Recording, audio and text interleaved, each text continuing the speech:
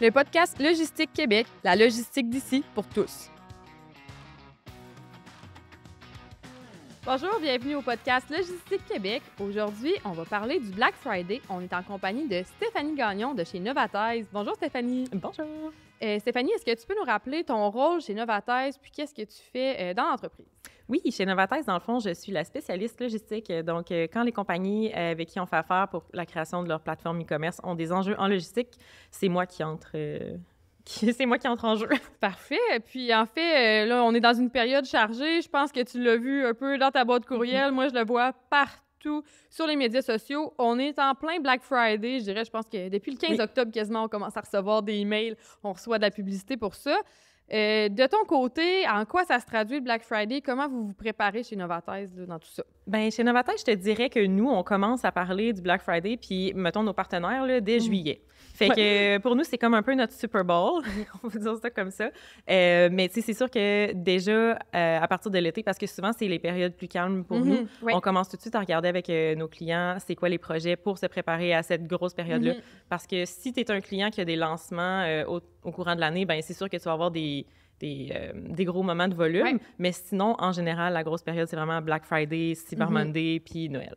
Puis souvent, les entreprises vont penser à toute leur campagne marketing en arrière de tout ça, leurs différentes promotions qu'ils veulent faire. Par contre, il faut que la logistique soit capable de supporter ça. Puis parfois, ça peut être un enjeu. Là, on parlait justement que les publicités s'étirent sur plusieurs mois. Moi, j'ai comme théorie, en fait, qu'il y a une grosse partie qui c'est pas juste nécessairement pour engendrer plus de ventes, mais aussi d'être capable de supporter ces ventes-là sur plusieurs semaines. Donc, toi, c'est quoi ta perception des choses par rapport à tout ça? Honnêtement, je pense que c'est une très bonne théorie. J'avais pas pensé que c'était que c'était peut-être pour ça, mais définitivement, le plus vite tu prends les commandes, puis aussi...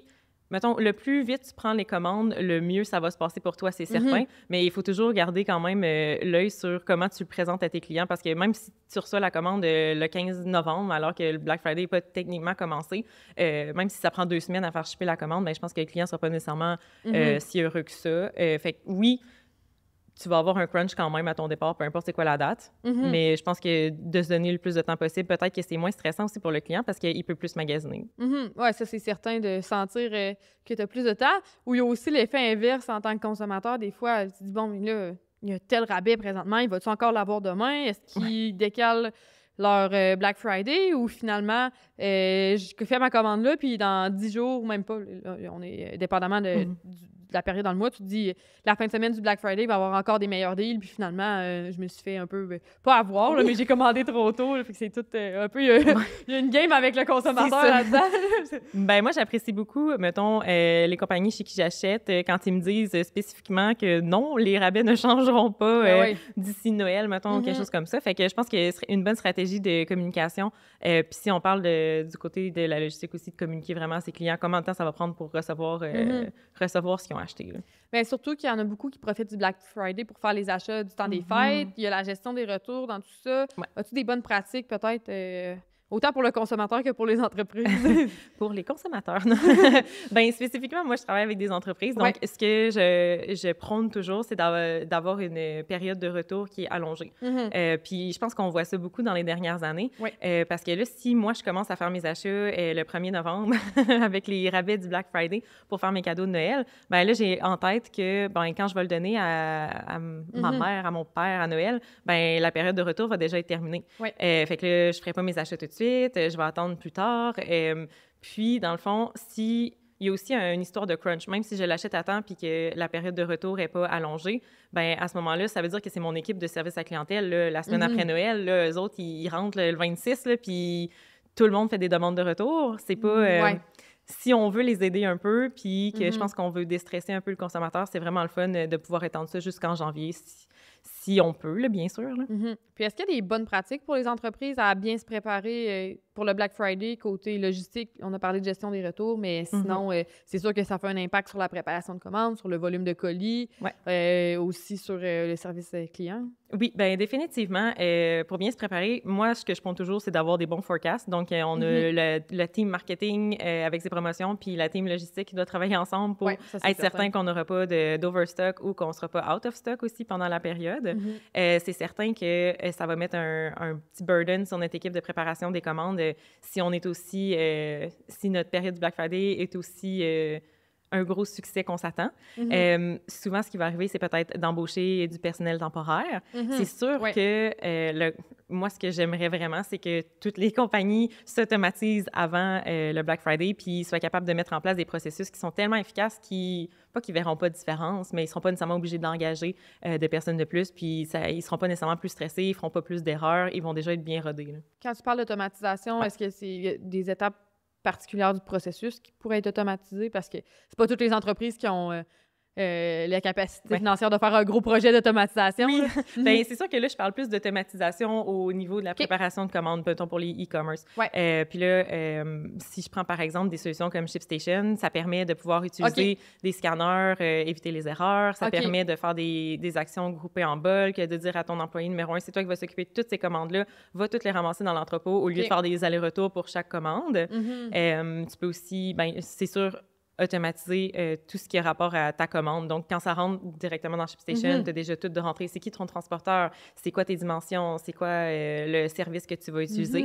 Puis, après ça, ta personne à la préparation de commande a juste un bouton à appuyer, puis elle a déjà son étiquette, ça sort tout de suite, puis on est efficace. Fait que c'est vraiment des automatisations accessibles. On n'est pas dans les grosses histoires de robots puis tout ça. Là, on parle vraiment de réorganisation du travail. Malheureusement, moi, je suis pas en robotique. Des fois, ça peut faire peur aux gens quand on parle d'automatisation, on va avoir un certain niveau de compréhension qui va être différent. Puis souvent, on associe automatisation à coût élevé, mais au final, c'est juste de configurer certaines choses dans ton logiciel ShipStation, de la misère, ou un autre, de dire on va l'organiser de façon un peu plus structurée, qui va pouvoir permettre, dans le sens que faire des commandes groupées, ça permet d'avoir une efficacité, de pouvoir faire plusieurs commandes en même temps. Le client est gagnant en final dans tout ça. Puis l'ajout de scanner qui va extrêmement... ça réduit le taux d'erreur. Là. 100%. Que ce soit une petite ou une grosse entreprise, le fait de scanner chaque code barre d'un produit. Puis là, ShipStation ne m'a pas payé, mais ça commence à, je pense, 10 $ par mois. Là. Fait que c'est vraiment pas des nécessairement gros investissements. C'est sûr que le plus de commandes que tu as, le plus ça coûte cher, mais c'est vraiment... mettons, si tu veux commencer à améliorer ta préparation de commandes, moi, j'irais vers ça pour un e-commerce. Là. Puis c'est souvent aussi dans des périodes de pointe que les entreprises vont avoir plus de constats qui ont besoin de réorganiser, dans le sens que quand tu as ton volume régulier, tu es habitué de faire, je sais pas moi, 50 colis par jour, tu as tes employés qui le font à une certaine vitesse, ça va bien, mais si pendant cette fin de semaine du Black Friday, tu as une augmentation de 200 % de tes ventes, là, ça se peut que ça ne fonctionne pas puis que tu aies besoin d'assistance pour faire ça puis qu'au final, tu sois pas capable de livrer ta promesse client. Exact. Parce que quand il faut que tu rentres 50 commandes sur le site de Post Canada avec, en copiant-collant l'adresse de chacune, OK, peut-être que c'est faisable en une journée, là, mais c'est ça. Si tu te rends 200 commandes, là, je veux dire, tu n'arrives pas, tu as besoin de plus de monde, tu as besoin de plus d'ordi aussi. Là, fait que, non, moi, je pense que ça vaut vraiment la peine d'essayer d'automatiser le plus. Puis, comme tu dis, d'apprendre aussi de ces Black Friday... C'est Black Friday précédent, dans le fond. Là. L'important, en fait, c'est de sortir de cette période-là, cette année, ou idéalement, celle de l'année passée, d'être sorti en se disant, OK, comment je peux m'améliorer, puis me préparer là, d'avance. Parce qu'on ne veut pas non plus faire des changements une semaine avant, parce que là, à ce moment-là, c'est plus la formation là, qui laisse à désirer, puis là, après ça, ton monde au shipping sont juste... moins efficace malgré les outils. Puis tu sais, c'est facile aussi quand on est vraiment dans le moment de se rendre compte un peu de tous les enjeux. Puis on se dit, on va le corriger pour l'année d'après, mais on l'oublie entre-temps. Donc, tu sais, ça laisse vraiment 364 jours pour se préparer puis de l'ajuster avec un mois de buffer pour l'essayer peut-être avant. Idéalement. Mais tu sais, c'est tellement...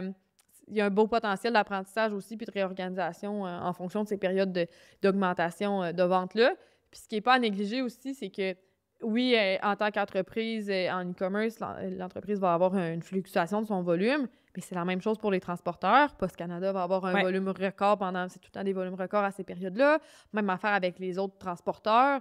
Donc, au final, si l'entreprise accumule 1 ou 2 journées de retard dans sa livraison de colis, elle ne pourra pas se fier sur le transporteur qui offre des bons délais parce que les délais risquent d'être un peu plus longs aussi pour cette compagnie. Exactement. Ça impacte directement le client. Je pense que les clients le comprennent pendant ces périodes-là, mais ils ont une tolérance qui est quand même assez limitée. Oui. Puis, tu sais, tu parles de tolérance, mettons, sur le délai de livraison. Je pense que c'est c'est un bon gateway pour parler de peut-être offrir aussi, mettons, dans les bonnes pratiques, là, d'être capable d'offrir peut-être spécifiquement pour cette période-là une option de livraison express. Tu sais, c'est pas toutes les compagnies qui l'offrent toute l'année, mais je pense que peut-être si ton client, lui, veut vraiment payer pour l'avoir rapidement aussi, ben je pense que ça peut être quelque chose qui est bien à offrir. Puis, tu sais, t'es pas obligé de perdre non plus de l'argent en leur offrant un service qui est plus cher. Tu sais, tu peux laisser quand même le coût et le choix au client. Oui. Ben, des fois, il y en a qui vont en avoir besoin plus rapidement que ça. Puis c'est ça, on s'entend que la tolérance peut être limitée. On dirait, dépendamment, toi, tu sais toute la logistique en arrière de tout ça, puis la logistique d'une préparation de commande, même chose pour moi. On dirait que je suis moins stressée, puis je comprends que quand je commande en ligne, je m'attends pas à... Je suis tout le temps impressionnée quand je l'ai dans les 48 heures. Tandis qu'il y en a que c'est comme la norme. Voyons, je l'ai pas eu en 48 heures, puis ils comprennent pas, monsieur. Là, il a passé entre les mains de au moins 8 personnes dans différents véhicules, puis tout ça, je suis tout le temps impressionnée, mais je pense que c'est quand on comprend l'arrière du décor que l'on voit vraiment... Exactement. Quand tu vois l'envers du décor, tu te demandes pourquoi il n'y en a pas plus qui se rendent pas, en fait. Moi, personnellement. Ah non, c'est vrai, là. Tu sais, au final, là, des fois, peut-être que tu vas avoir une erreur dans ta commande puis tout ça, mais le taux d'erreur là, est quand même assez minime, là. C'est vraiment minime. Puis, tu sais, même les claims chez les transporteurs, là, des colis qui sont endommagés ou qui sont jamais arrivés, ou ce genre de choses-là, tu sais, ça l'arrive, mais c'est tellement minime. Puis quand tu connais qu'est-ce qui se passe en arrière, ben c'est impressionnant, honnêtement, là. Vraiment, là, les centres de tri puis tout ça. Là. Oui. Puis sinon, là, ça représente quoi un peu pour les entreprises en termes d'augmentation de volume ou de proportion de leur année, là, une journée de Black Friday? Bien, j'avais des petites statistiques que j'ai reçues aujourd'hui. Je sais pas, là, je m'excuse, je vais devoir les lire parce que je les connais par cœur. Je veux en parler, ça m'intéresse. Ouais, Parfait. Bien, dans le fond, c'est des statistiques qui viennent du Conseil québécois du commerce de détail. Ouais. Puis, juste pour nous donner un peu une idée de à quel point c'est important le Black Friday puis le Cyber Monday. Le Cyber Monday, excuse-moi, je viens de lire Cyber lundi puis ça m'a comme... Mon cerveau a fait un petit tilt, là. Fait que dans le fond, on pense que peut-être c'est moins un gros moment que peut-être aux États-Unis, mais c'est pas vrai. Puis, tu sais, ça commence à augmenter aussi dans tous les pays. Donc là, c'est le Conseil québécois du commerce de détail qui a fait ça. Ça inclut autant les magasins physiques que les magasins e-commerce. Moi, ce que j'ai, en fait, c'est plus des statistiques sur le commerce en ligne, pardon. Parfait. Ouais. Fait que si je peux commencer au moins, dans le fond, la première, ça serait que cette année, c'est 42 % des Québécois qui prévoient faire des achats lors du Vendredi fou ou du Cyber Monday. Okay. C'est une hausse quand même de 13 % par rapport à 2022. Okay. Puis même, tu sais, selon le contexte économique où le monde font quand même attention parce qu'on a des talks de récession, là, fait que c'est quand même impressionnant. C'est bon de savoir aussi qu'un tiers des consommateurs prévoient dépenser plus que l'année dernière. C'est quand même une augmentation de 9 %. C'est 33 % des consommateurs, pardon, ce qui est une hausse de 9 %. Fait que même encore là, malgré ce qui se passe, on prévoit dépenser encore plus. Puis en même temps, ça fait du sens. Si tu es capable d'avoir 25 % de rabais sur quelque chose, peut-être que c'est le bon moment pour acheter si tu penses qu'économiquement, ça va pas nécessairement aller mieux en 2024. Bien, c'est sûr que cadeau de Noël puis tout ça, je pense qu'il y en a beaucoup qui vont profiter de l'occasion. Puis peut-être aussi qu'il y en a qui ont reporté certains achats considérant le contexte économique pour faire ça dans des grandes périodes de soldes. Donc, probablement. Sinon, j'avais aussi l'information que 53 % des clients prévoient magasiner principalement sur Internet. Fait que, encore là, je plug le e-commerce, là. Tu sais, je veux dire, le monde, en général, ne veut pas nécessairement aller en magasin pour le Black Friday puis le Cyber Monday. Puis peut-être que ça peut venir du fait que ça fait quelques années, justement, qu'on ne savait pas si les magasins allaient être ouverts. Puis tout le monde s'est habitué aussi à commander en ligne pendant les années de la COVID. Puis on s'entend que c'est quand même intense comme journée, aller physiquement pour faire ses achats. Souvent, les gens vont attendre longtemps. Moi, je vais avoir tendance peut-être à aller essayer qu'est-ce que je veux acheter quand on parle de vêtements ou même aller voir visuellement en magasin puis par la suite faire l'achat en ligne. Puis tu sais, c'est-tu décevant aussi d'arriver dans un magasin quand c'est bondé de monde puis qu'il reste plus ce que tu voulais? Oui, aussi. Tandis que si tu le commandes en ligne, ben même s'il est au magasin à Chibougamau, ben ils vont finir par te l'envoyer. Là. Tu vas finir par l'avoir chez toi puis tu n'auras même pas besoin d'être sorti. Puis, la dernière statistique, dans le fond, aussi là-dessus, c'est que 94 % des clients vont privilégier justement la livraison par courrier. Fait que ça veut dire que ça nous laisse un gros 6 % qui vont faire un ramassage en magasin. Ah ouais, quand même. Hein? Quand même impressionnant, là. C'est sûr que le ramassage en magasin peut être intéressant dans la situation où est-ce que tu as un risque de faire un échange ou c'est à proximité, mais ça reste que faire le ramassage en magasin... c'est vrai que c'est moins accessible. Puis là, avec le télétravail, on s'entend qu'il y en a plusieurs qui vont pas nécessairement avoir à sortir, là, dans le sens que moi, je travaille en présentiel, je vais tout le temps être plus portée à en arrêtant, je vais aller faire mes achats. Mais c'est vrai que tout le monde, c'est accessible. Puis, en tout cas, dans différents blocs de condos, là, d'après moi, ça doit arriver plusieurs fois par jour que quelqu'un d'Amazon passe des livraisons. Là, nous autres, il y en a à tous les jours, des livraisons. Oui, c'est certain. Là, ben, c'est assez impressionnant. Puis, est-ce que tu as des exemples, soit d'erreurs fréquentes qui vont arriver par les entreprises qui doivent se préparer pour le Black Friday puis qui oublient tout le temps quelque chose là, par rapport à leur logistique? Je pense qu'on en a un peu parlé déjà, mettons, d'avoir des mauvaises prévisions de la demande quand on a du overstock ou on tombe out of stock vraiment tôt dans la saison du Black Friday. C'est sûr que, dans le fond, des erreurs, c'est l'augmentation des erreurs lors de la préparation de commandes. Ah, ça, c'est certain, On a parlé de qu'est-ce qui était possible de faire à ce moment-là pour essayer de prévenir le plus possible. Puis je m'étais mis comme note aussi d'éviter de faire des changements, justement, la semaine avant que la grosse période commence. Et ça peut devenir une période de stress aussi, dans le sens que si l'entreprise engage des gens temporaires pour faire cette période-là, donc des gens qui sont moins formés, puis là, tu as une augmentation du volume de vente, tout le monde se sent un peu sous pression. Puis là, ça augmente le nombre d'erreurs. Là, après ça met la pression sur le service à la clientèle qui reçoit plus d'appels. Augmentation des coûts aussi reliés aux erreurs. Là, veut pas, il y a un coût à chaque erreur qu'il y a pour une entreprise. Donc, ça peut devenir assez intense. Oui, puis ça peut frustrer les clients aussi. Puis là, tu perds des clients à long terme aussi. Peut-être qu'ils auraient recommandé si tout s'était bien passé, mais là, finalement, ils veulent plus faire affaire avec toi. Ah, c'est certain. Fait qu'il y a une grosse période pour les entreprises en e-commerce, puis même les entreprises... avec des magasins physiques là, à venir dans les 2 prochaines semaines. Courage pour tout le monde en magasin. Merci beaucoup, Stéphanie. Ça me fait plaisir.